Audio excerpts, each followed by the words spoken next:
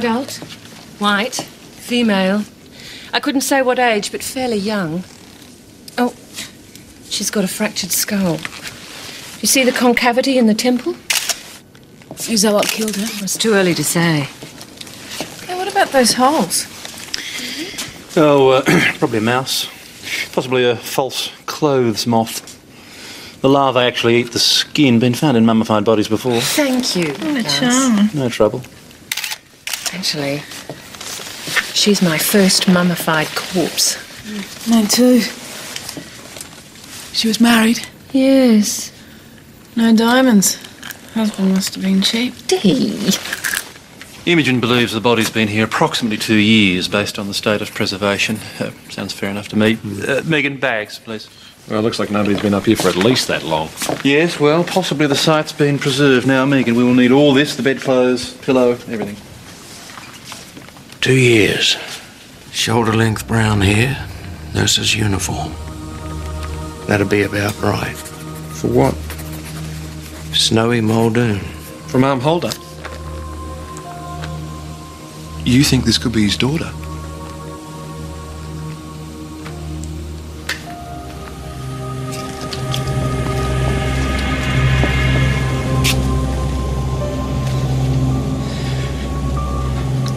It's Karen. Are you sure?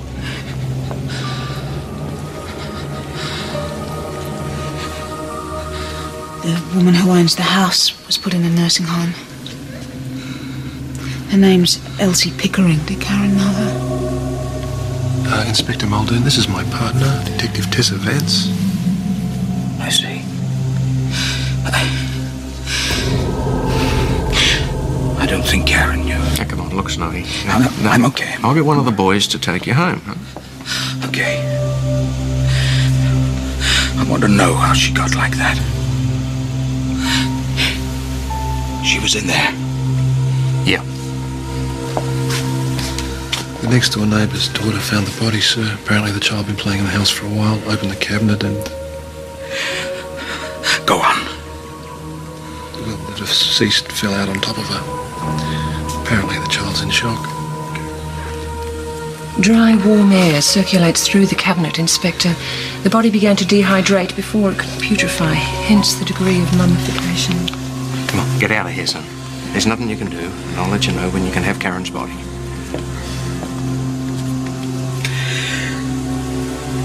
I appreciate the call, Malcolm.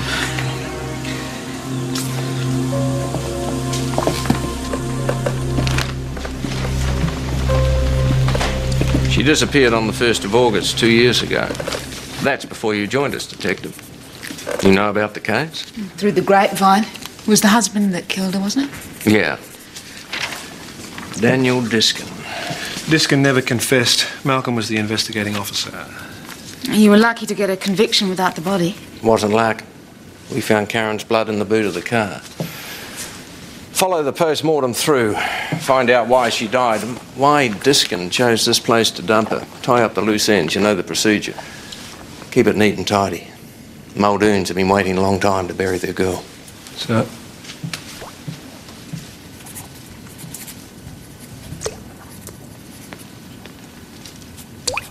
She's been frightened half to death. Me as well. Now she's sleeping, and the doctor said not to disturb her. I don't want to disturb her. I just want to talk to her. About what? Your neighbour, Elsie Pickering.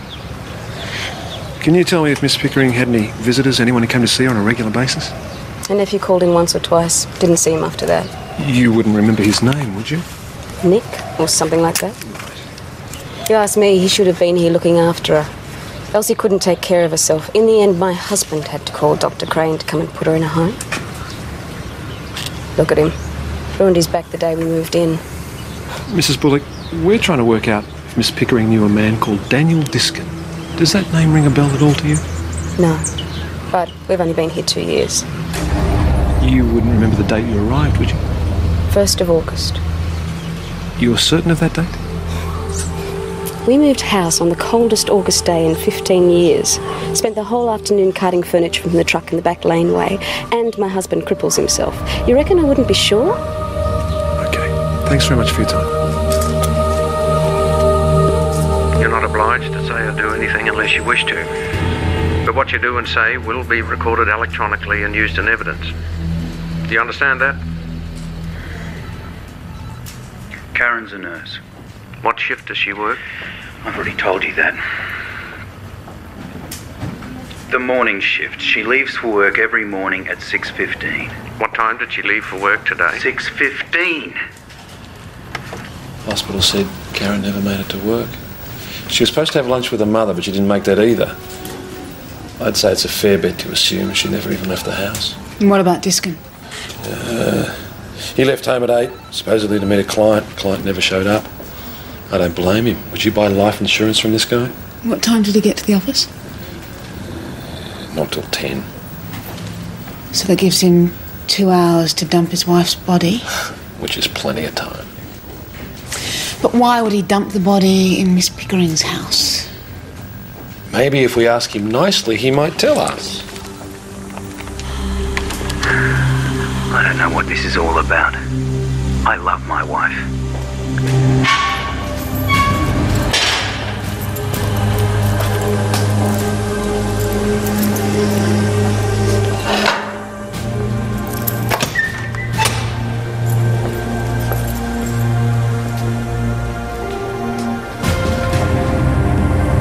I've never heard of Elsie Pickering.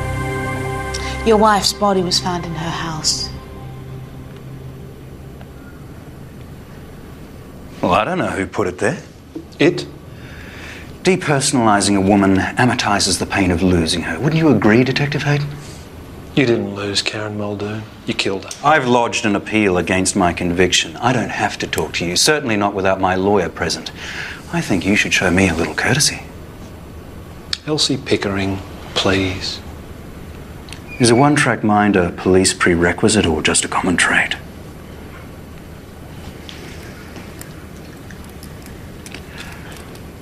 I was having an affair. Karen knew about it. She wanted a divorce. We had an argument. Then she left for work. That was the last time I saw her. Her blood was in the boot of your car. Maybe you can tell me who put it there. At your trial, you said the blood was planted. Go on. You said it was Inspector Muldoon. Ah, father-in-law. You know, he's never even once come to visit me. All the jury wanted to know was that my first wife committed suicide and that Karen was heavily insured. There was no murder weapon. And, until now, there wasn't even a body. And Snowy Muldoon hated my guts. You've read the transcripts. What did you think of the verdict? You know that wasn't a trial. That was a police exercise in finding a scapegoat. Karen was a whore. A weak, venal whore. I wish I killed her, I really do, but I didn't. So you find out who did. Then I'll get out. You know, Tessa, I could drown in your eyes.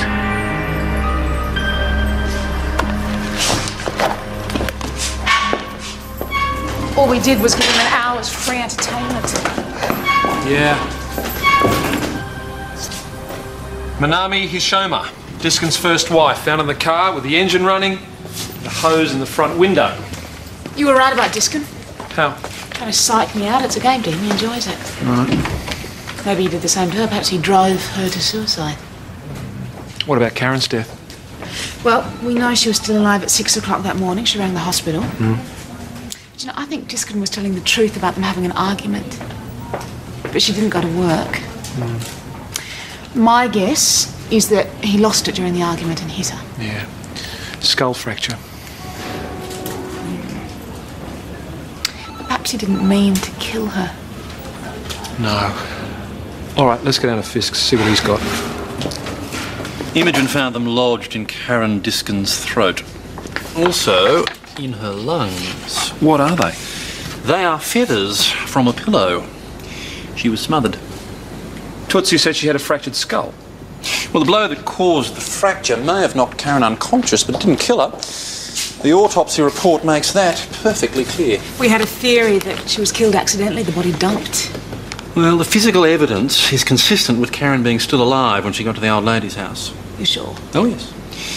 The feathers which Imogen found in the lungs match with the pillows I took from the crime scene. There is absolutely no doubt that Karen Diskin was smothered in Elsie Pickering's upstairs room.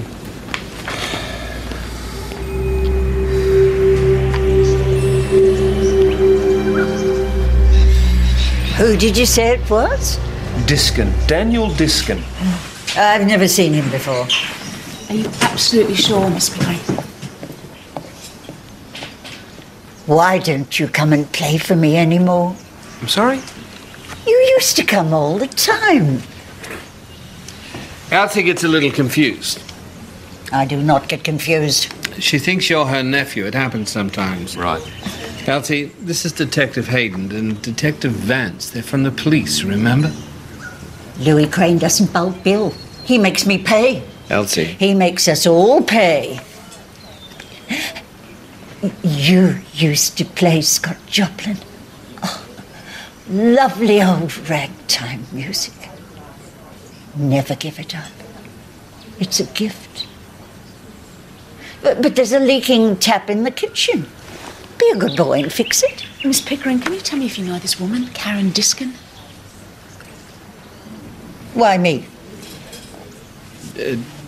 Detective, It's all I right. don't... Do you know her? Why me? It's very important. I'm afraid her body was found in your house. It's all right, Elsie. It's all right. I'll get you something to settle you down. Nurse.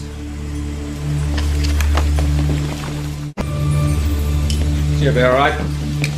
The more trouble a patient is, the longer they hang around. First rule of medicine. You don't seem to like each other much.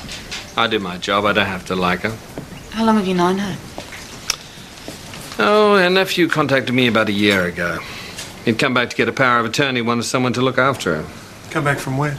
P&G. He's some sort of engineer up in Rabaul. Probably the only place he could find to get away from her. Still, not to worry. Dick'll do all right when Elsie kicks off. Why? She's loaded. He's her only relative. Did you know Karen Diskin? No. Why, should I? Well, she was a nurse. You might have known her as Karen Muldoon. I told you no. I have a memory for names. Now, if you don't mind. Just one more question, Doctor. Did you ever see Nick or Elsie Pickering with this man, Daniel Diskin? Or hear them mention his name? No.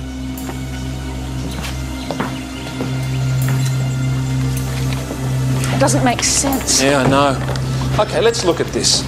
Karen's death wasn't accidental, so it was deliberate, and it happened at the old lady's place. That means Diskin knew it was a place he could go and kill, and he wouldn't be disturbed. He only had 2 hours. Well, that's time enough to kill someone. Would Diskin do it that quickly? Tess, he did do it that quickly. OK. He knocks Karen out and takes her back to the old lady's place. But what makes him think he could take her there without being discovered? Well, he must have known her. He must have known that she had arthritis and couldn't get up the stairs. But why does he think he can get Karen inside without Elsie seeing them? Ted Bundy had a cast on his arm. What? The serial killer, Ted Bundy, had a cast on his arm to convince women that he was injured. Well, Diskin could have fooled Elsie. She was easily confused. She thought you were her nephew. Dr. Crane says Nick Pickering stands to inherit a lot of money once Elsie goes. Crane has money on the brain. Well, maybe Nick does as well. He came back to get a power of attorney. Perhaps he took out a big fat life insurance policy on his aunt. And maybe Diskin sold it to him. OK, I'll go and talk to Diskin's boss at the insurance company. OK.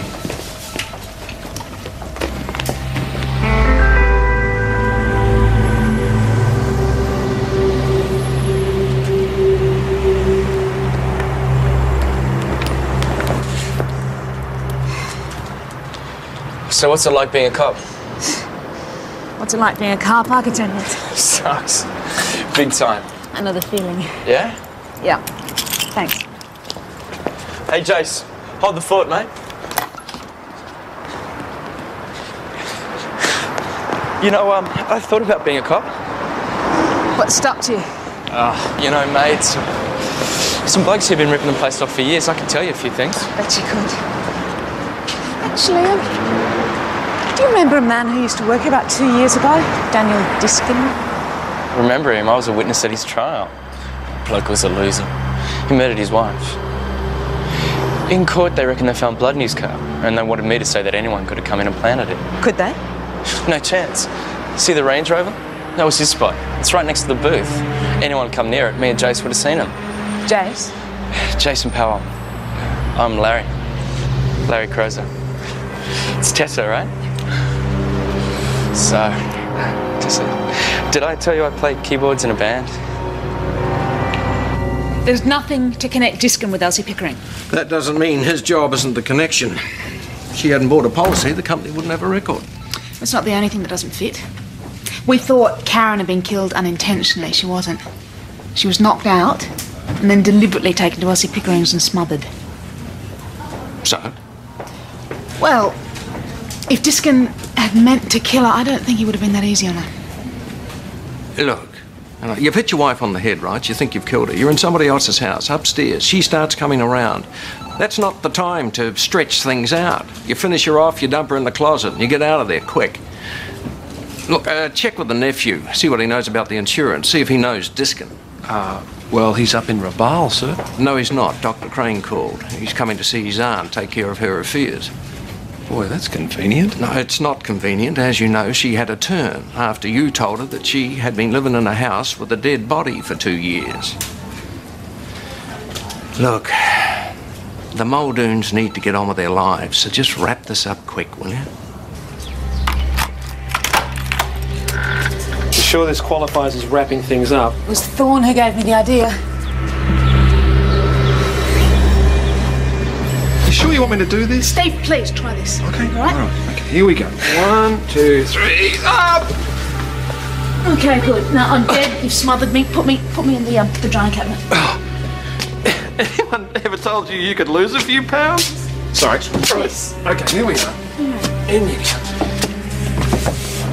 Yeah, well, no, there's no way that I can get the door shut before you can collapse. Right, good. Okay. That's what I thought. Try putting me in this way. Sure. Okay. Here we go. 1, 2, 3. There.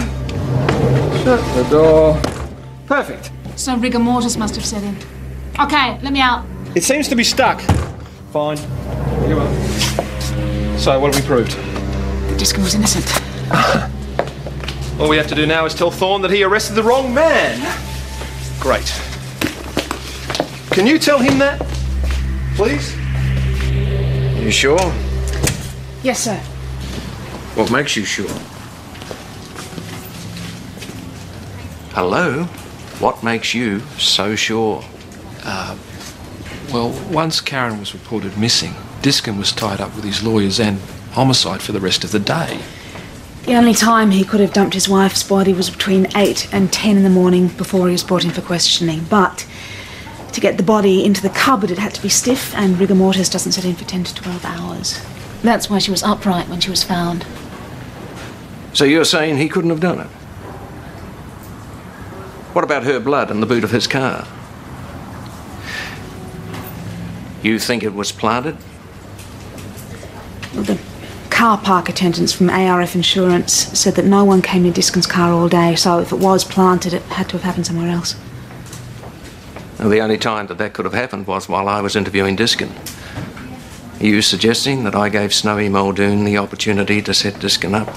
I wouldn't presume. I'm not naive, Detective. I didn't come down on the last shower. I'd like, Fisk to analyse the spray pattern of the blood in Diskin's car. Are you applying to reopen the investigation into the death of Karen Muldoon? I am. I was the investigating officer on the Muldoon case.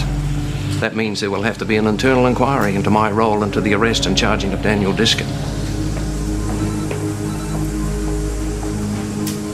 Okay. Reopen the case. Thank you.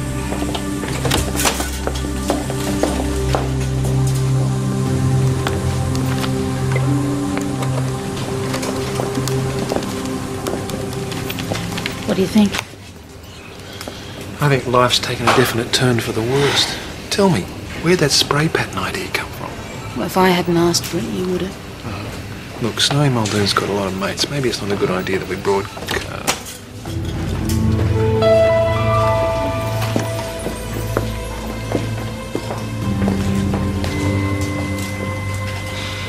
Daniel Diskin killed my daughter.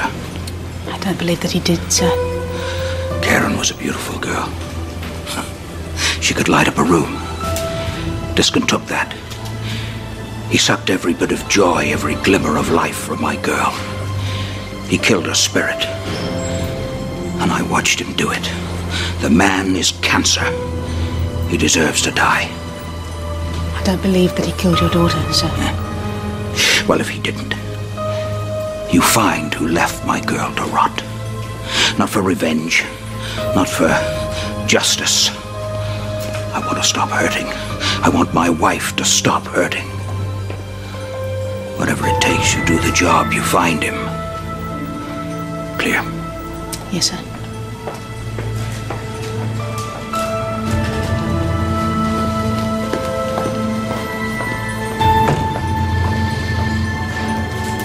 Fisk. Look, an analysis of the spray pattern in the car boot should have been done at the time of the arrest. And why wasn't it? Well, I have no idea, Hayden. I wasn't there. However, I fail to see any point in doing it now. Karen Diskin's killer is in jail, I Fisk, we're believe. being thorough. Oh, well, better late than never, I suppose. It does seem to be a very small sample. That would make identification difficult. Fisk, we already know it's Karen Diskin's blood. Hayden. Blood does have a profile. It's not unique, like fingerprints, but highly individual. However, an inadequate sample could mean that the profile cannot be established with any degree of certainty. I mean, one could make the mistake of identifying the blood as Karen Diskin's when it in fact came from another source. What other source?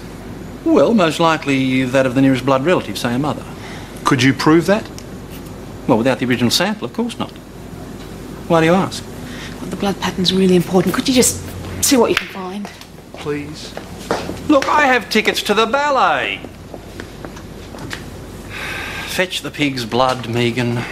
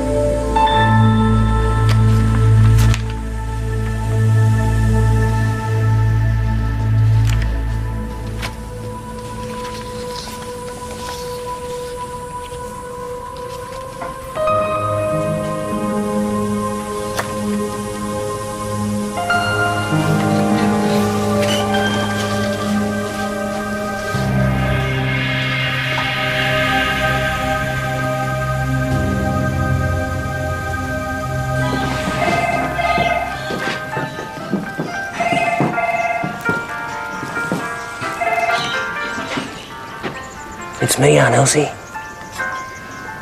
Go away. Nothing's changed. Excuse me, Doctor. Phone call for Mr. Pickering. Please, Aunt Elsie. It's me, Nick. Don't you recognise me? Go away. Nick, those detectives are on the phone. They want to talk to you.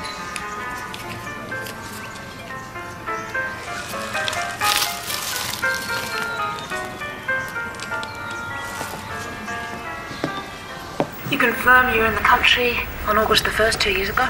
Yes, I do, but I didn't know Karen Muldoon or Daniel Diskin. How long are you planning to stay? Look, I don't know about any of this. I just got back this morning. I came straight from the airport to see my aunt. We appreciate that. But a woman was killed in her house 2 years ago. You were in the country at the time. And your aunt's our only lead. How can she be a lead? She doesn't even recognise me. There's a dripping tap in her kitchen. So? Well, she told us that yesterday. We went to her house and it's true. She might mix people up sometimes, but Miss Pickering's not as confused as you think she is. I think she could help us. I think we might need to talk to her again. Just leave her alone. She doesn't know anything. We'll need an address where we can contact you. Could we have that address, please, sir?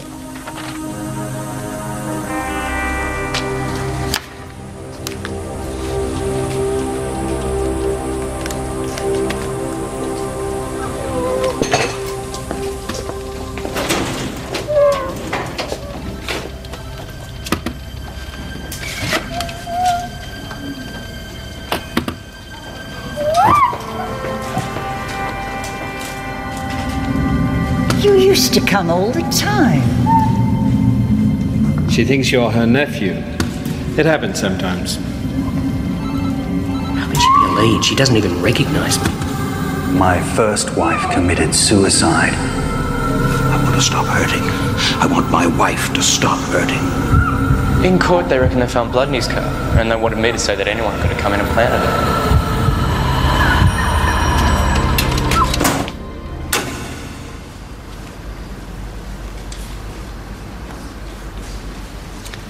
It's not going to be easy to find.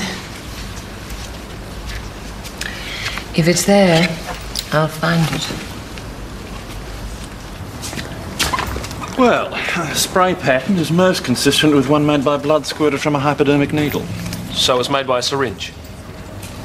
No, I said it was most consistent with one made by blood squirted from a hypodermic needle. So it was planted by someone who loaded up a syringe with blood and sprayed it in the boot of Diskin's car. That's what you said. Just where did you acquire this facility for reducing a semantic nuance to a broad generalisation? I practice in my bathroom. Well, practice makes perfect, I suppose. Now, what would confirm your theory would be a hypodermic mark on Karen Diskin's corpse. But it won't tell us who planted it. True, however, it follows that only someone with access to the corpse could have planted it, thereby ruling out the father. Might I suggest you have the Ice Maiden check the body?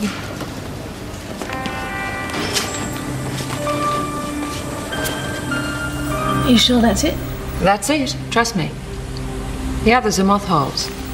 That one isn't. I can't tell the difference. Well, there isn't much difference. Not to the untrained eye. Touché. That was a fairly inspired notion. When are you going to tell me what it means?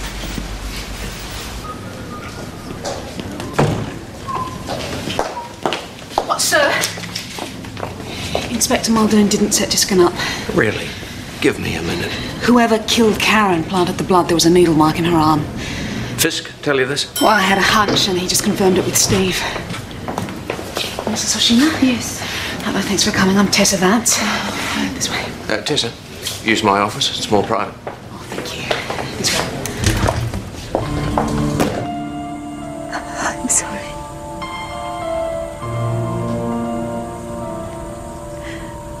I shouldn't cry.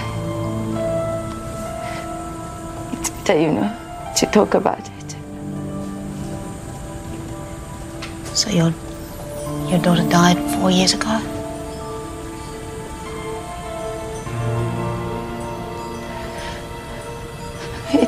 It's still as fresh as yesterday. People don't understand. They think you get over it. They say life goes on. They say time heals.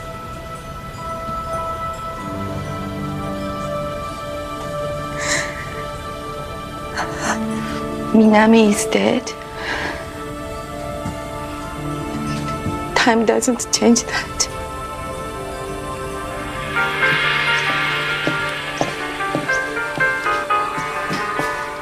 Miss Pickering.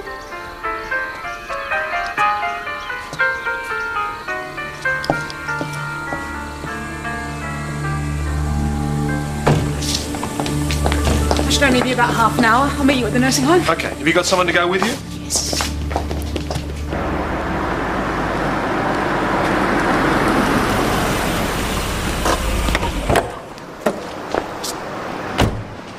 Back again? Yeah, I've got to clear up a couple of things. You on your own today? Larry's just ducked out for a coffee. Did you want to see him? Speak the devil. A missing patient is hardly police business, let alone homicide. We want to talk to Elsie and you want to find her. Perhaps we can help. I don't think your presence is necessarily in her best interest. The first time you spoke to her, you had to medicate her. She's not on the grounds, but she can't have gone far. We'll find her. What about the house? That'd be the first place she'd go, isn't it? Her nephew's checking it now. Well, if she's there, he might need some help. A doctor, someone she knows. I think you should be there, and I will take you. I've told you before, I will be very discreet. Let me get my bag.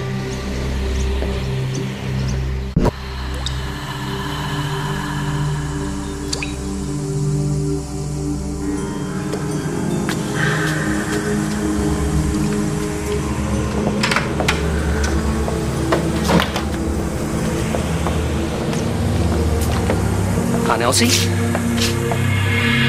Are you all right?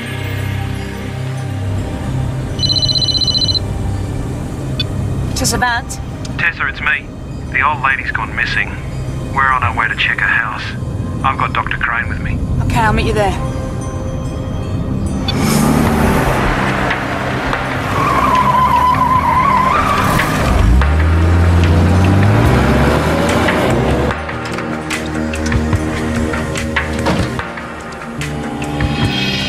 Elsie? Elsie? You've caused a lot of trouble for everyone. Where's your nephew? I can't fix the tap. It only needs a new washer. I don't have any tools. My Nicky could fix it. I am Nicky. You're not Nicky. You looked after me. You looked after my house. You played me the piano. You went away. But he's coming back. You said he was coming back. Nicky is back. He's here. This is Nicky, remember?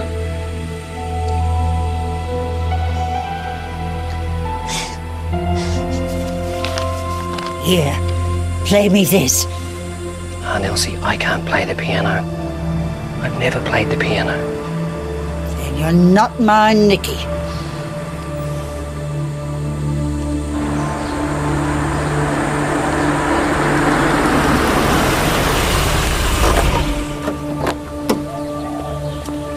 Okay, come on.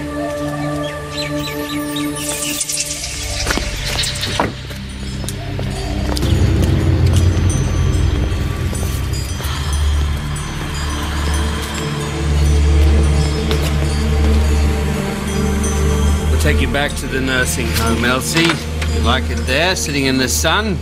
Don't patronize me, Louis. The place is a dump. Maybe you better give us something. Just in time. Jason Powell? Yeah. Has anything changed? Don't excite yourself. Not much. I knew he will. You see? Nicky! Oh, I knew you'd come back. I knew it. Hello, Elsie. I told them. Oh, you're a beautiful boy. Always doing things for me and talking to me and fixing things. And playing the piano. Oh, Iwadi, I wrote it out especially for you. Jason, you right to take us through this? Come on, Nicky, please. Can you give me a minute?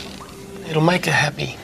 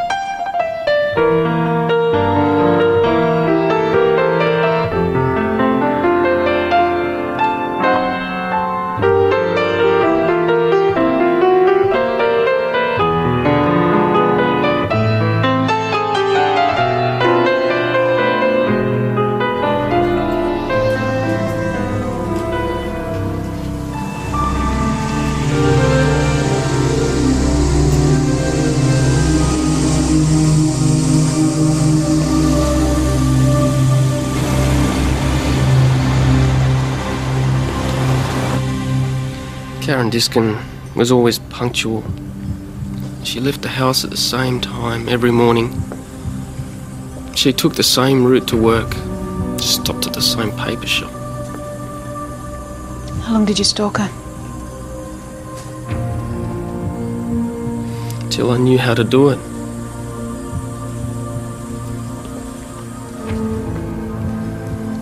I picked out a hiding spot, and then when she went past, I come up behind her and knocked her out. Then I took her to Elsie's. Why? Elsie was my friend. I used to do odd jobs for her about the place. She was lonely. She began to think I was a nephew. I wasn't looking to make trouble for Elsie. I only wanted Karen. All I wanted was to kill her and get her blood so I can make Diskin pay. Go on. I was going to move the body after work. People were moving in next door all afternoon. Their truck blocked the back lane. By the time I got upstairs, she'd gone stiff. I couldn't get her out like that, so I put her in the closet and left her.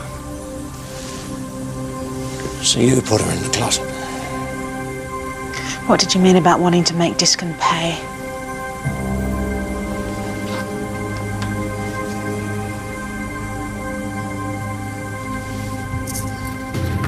Manami.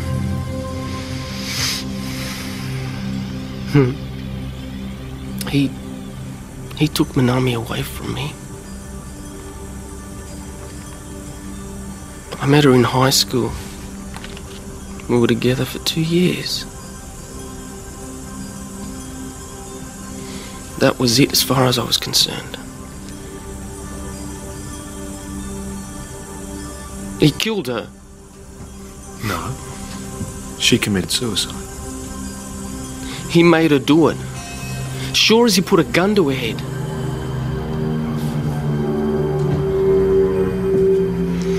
So I took from him what he took from me. What was that, Jason? The love of his life. I took the love of his life. I killed her.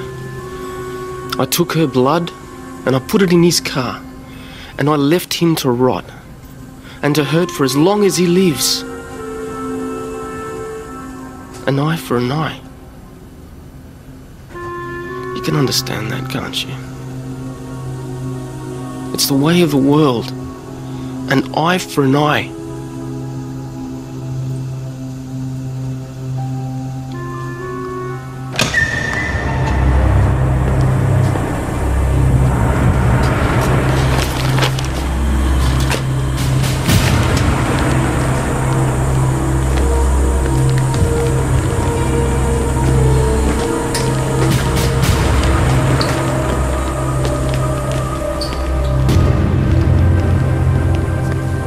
Done a good job.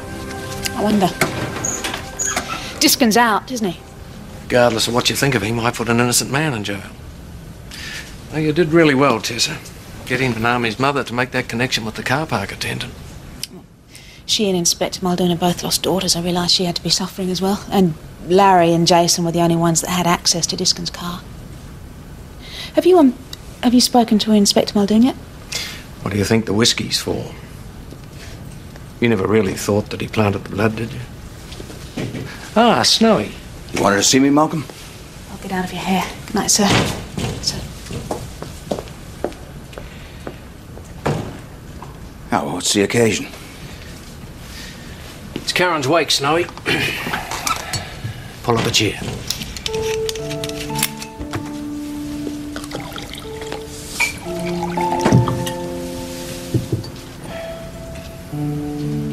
Slouch you. Yeah, cheers.